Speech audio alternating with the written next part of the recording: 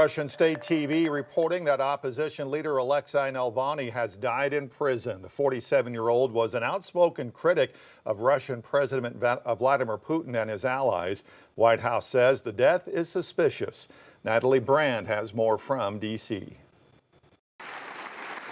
Thank you so much. Yulia Navalny, the wife of opposition leader Alexei Navalny, spoke about the reports of her husband's death, saying Russian President Vladimir Putin will bear the responsibility for what he did to her country and her family. Путинские друзья. She made her comments before world leaders at the annual Munich Security Conference, where Vice President Kamala Harris offered her condolences. This is, of course, terrible news, which we are working to confirm. Russia says the 47-year-old opposition leader died after taking a walk at the prison where he's been detained on extremism charges that Navalny says were politically motivated.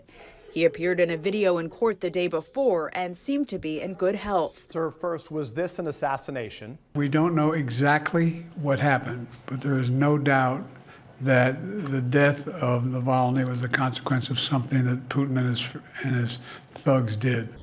President Biden offered prayers for Navalny's family, but stressed the urgency of more support for Ukraine. An aid package passed by the Senate this week, but the House left town for a 2-week recess without taking action.